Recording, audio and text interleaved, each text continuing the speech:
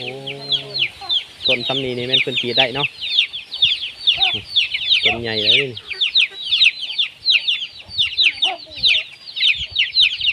เพิ่นจ้างจะเป็นเดือนบ่โอ้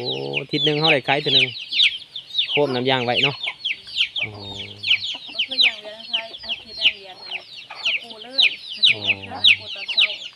ย้ายเป็นอาทิตย์บ้านนะก็ยอดกดแล้วอันหอดมือคล้ายเขาจะปู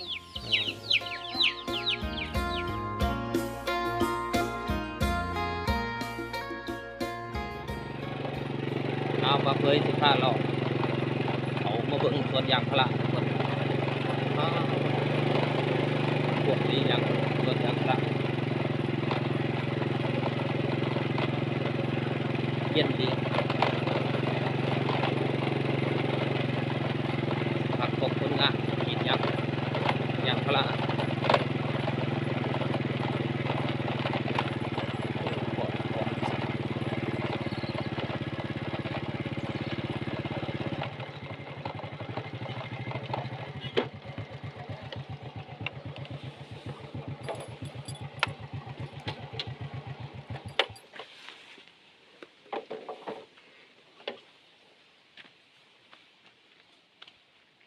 โอ้โหพอจะคล้องกูสั่งอยู่บ่มารอเหรียญซื้อโอ้เย็นดีแล้วเนาะอยู่ไหนเนาะนอนพักผ่อนบ่โอ้ผ่อนผักของคนกันกรีดยางพาราโอ้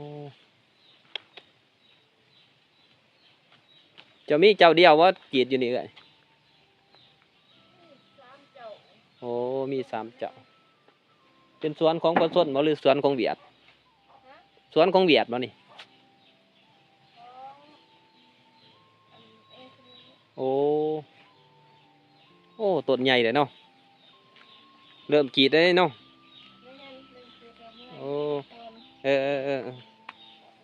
โอ้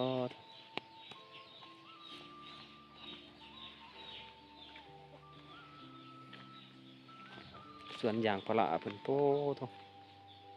นี่โป้กรีดยางกระโป้ตรงแล้วยาง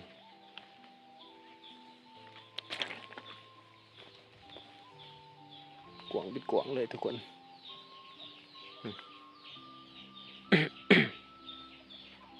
ว่าคนงานกรีดยางเพิ่นนอนพักผ่อนเพิ่นเมื่อย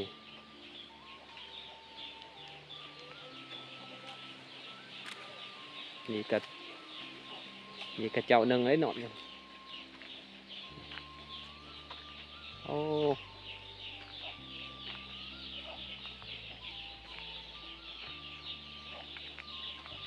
เป็นจอน้ำบาดาลให้ใส่คักเนี่ยโอ้คักโอ้เย็นดีเนาะ มากรีดยางจะก้นโอ้มาแต่บ้านได้ฮะโอ้บ้านที่หนึ่งโอ้เลี้ยงไก่ลายดีเนาะไก่เจ้าเองวะนี่โอ้เป็นเลี้ยงไก่ลายดีอ๋อทองมีแต่โตกำลังสิใหญ่ได้นี่งามนี่เนาะโอ้กรีดย่างมันขึ้นเลยเนาะ บ่เขาเก็บยางจังบ่งเขาเก็บยางเดี๋ยวโอ้ยังอื่นน้ำยางเนาะน้ำยางบลายไปเนาะ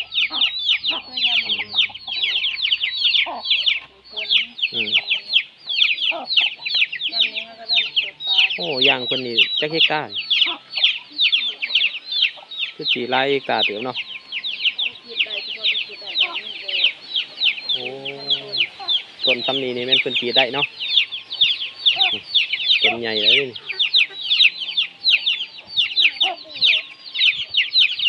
เพิ่นจ้างจะเป็นเดือนบ่โอ้ทิศหนึ่งเขาได้ขายทีหนึ่งโคมน้ำยางไว้เนาะโอ้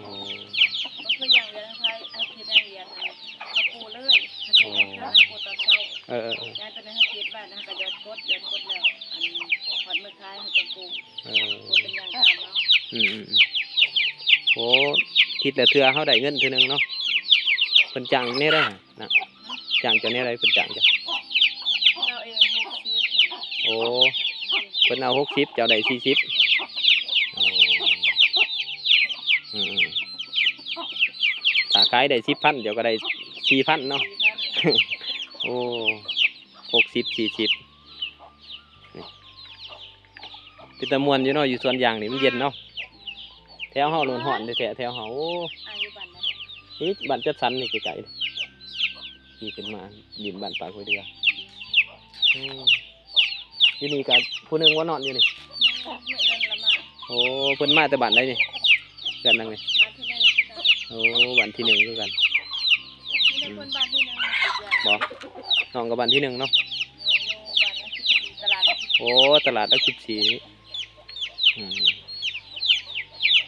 บ่ได้เที่ยวเมื่อบ้านบ่หยังเนาะแต่นอนพี่เนาะโอ้เคยอยู่ในสงบก็เลยบ่เมื่อเฮ็ดจักปีแล้วนั่ง มาเฮ็ดปีกายนี่กับปีนี้ โอ้2 ปีแล้วตัวเคยเฮ็ดกรีดยางอยู่ไทยบ่ บ่เฮ็ดอย่างเวียดอยู่บ้าน โอ้เคยกรีดยางเวียดอยู่บ้านสำนานอยู่หั่นแหละเนาะมาเห็นจังได๋กรีดยางเวียดกับกรีดยางอยู่นี่ตัวใดดีกว่ากันได้เงินดีกว่ากัน บ่จักสิว่าคือกัน ซูซีบ่ มันก็ซีๆกันแต่ว่าอย่างเวียดมันเมื่อย โอ้ มันเมื่อยแต่ว่าวัดโมงเขาไปเกียดเขากระโทกนะ เออ ตัวของเขาไปมาตัวนั้นเขาอยากพักกับบริพักตัวนี้เลิกก็ โอ้ เขาอยากได้น้อยเขาก็พุ่งเฮ็ด โอ้ เขาอยากได้หลายเขาก็พุ่งเฮ็ด อืม เขาบ่ได้คุ้มเขา แถวเบื้องนี่แม่นน้องครับพี่สอบหมดบ่ได้กรีดนี่เบื้องนี่เรียกว่าหมดสวนทางนี้นำ แต่หน้าเที่ยงเราหอบคนต้องคอย โอ้ แล้วก็เพิ่งกับทางนั้นเขาต้องคอยเป็นของเรา โอ้จักมื้อน้องกรีดเทื่อนึง คิด2พักนึง โอ้กรีด2ฝักหนึงโอ้กรีดมื้อหนึงนี่บ่หมดตินี่บาทเดียว ถ้าว่าช่วงคนคิดมันก็เบิด โอ้ ว่าอย่างนั้น โอ้ ถือว่า12 โมงกลางคืนเนาะลูกกรีดยางอ๋อบ้านเฮาเก็บน้ำยางนี่ประมาณจังโมงตอนเช้า 7-8 โมง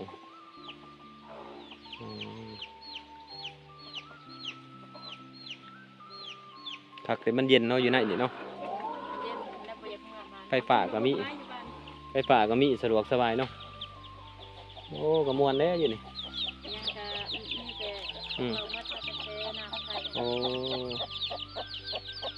น้ำเพิ่นก็จ่อให้คักแน่เด้ น้องแต่ขายงานในเดียวเนาะ ใส่ปุ๋ยใส่จังกัน โอ้แล้วจ้างคนงานต่างหากอีกบ่ใส่ปุ๋ย ก็เฮาใส่แต่ว่าแบบว่าเราซื้อปุ๋ยมาให้ใส่ โอ้รายเงินให้ต่างหากอีกประตูเพิ่นปลูกให้ได้เนาะ เครื่องใส่มันจะเครื่องใส่เฮาเอง แถวลัก14แถวบ้านน้องนี่ส่วนหลายคนก็เฮ็ดสวนยางเวียดเนาะกรีดยางอยู่นำสวนเวียดเนาะ อย่างเวียดเฮ็ดสวนก็เฮ็ด เขาคือสิบ่สู่ไปไทยหลายเนาะวัยรุ่นแถวนั้นเนาะ เพิ่นบ่ไป อืม ก็คือที่เขตพ้นทองเนาะ ใส่เข้าไปคนทองเข้าไป แม่น แต่ว่าคนทองก็หลายได้เป็นสิอย่างนั้น เขาเริ่มลงมาได้ดีๆเนาะ เริ่มมาเฮ็ดสวนยางไปยัง ตั้งแต่ปีใดแต่ได้มาเลยนะ โอ้ มันคือเดือนนี้หั่นถ้าเฮ็ดนาสูงมันสูงประมาณ3เมตรปลายแล้วเขามันเฮ็ดยากแล้วนะเขาต้องเมื่อไทย นี่เพิ่นกรีดจักปีเลยนี่ ก็สิบ่ก่อนน้องสิมามันสิบ่3 ปี โอ้ประมาณ3 ปีเนาะต้นมันสมบูรณ์นี่เนาะตัวนี้เนาะใหญ่กว่าหมู่นี่ซุมนั้นบ่ใหญ่ปานใดซุม ก็บ่ได้อีกอย่าง ต้นน้อยๆย่างก็บ่อยากหลายปานใดเนาะอืม คือย่างเวียดมันได้ อืม ย่างเป็น ลูกแก่คนนี่ สาวหน่อยผู้เดียวบ่ได้เพิ่นบ่ได้เข้าโรงเรียนบ่หยัง เขาแต่ว่าก็ให้มันเรียนอยู่บ้าน โอ้เพิ่นมานอนดินน้ำเนาะยุ่งกะลายอยู่บ่ยามคืนมันมืดแน่นี่ หยุดอย่าหยุดยุ่งเอา โอ้ กันไปหยุดกันยุ่งก็ได้อยู่เนาะหยุดกันในเรือน โอ้ยามคืนยุ่งหลายเนาะ เพื่อนกังเว้นก็ได้อยู่ส่วนใหญ่ โอ้ กันยามพ้นแหนงดูก็ได้ โอ้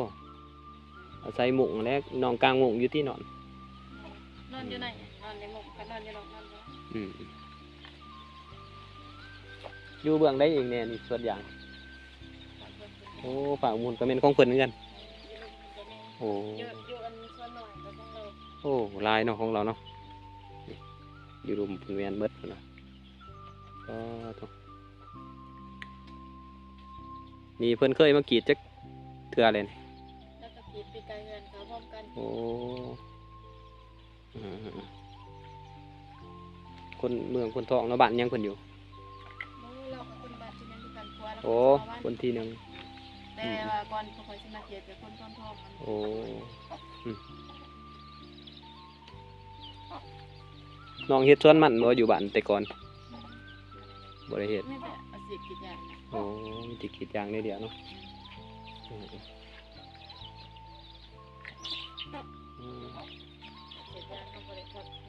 น้องก็กรีดเกือนบ่ เรียกว่าแต่ผัว ตั้งเชื่อกับบริษัท โอ้ แต่กิจอย่างบ่เก่งอะนะผัว โอ้ ผัว ใส่มาหยอดน้ำกรดใส่ บ่ได้ใช้ยอดซอยกู อืมมีเฮาหยอดน้ำกรดใส่แล้วบ่นี่นะ โอ้ยามนี้บ่ได้ยอดยามบ่ได้ โอ้ ยามพ้นยามมันลายยังบ่ได้ยอดแต่ว่าบ่ฮอดยามพ้นแต่ว่ายามมันลายก็ไปยอดเลย โอ้ คันเฮาบ่ยอดอันยางมันสิบวม อืมอืม มันบ่ได้ราคา อืมอืม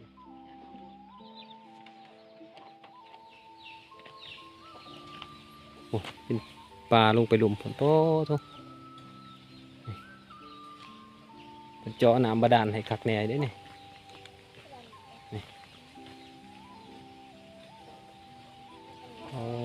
กวางเป็นกวางเลยทุกคน โอเคไอ้กลับก่อนบัดนี้ขอบใจ โอ้สวนยางเป็นกวางเลย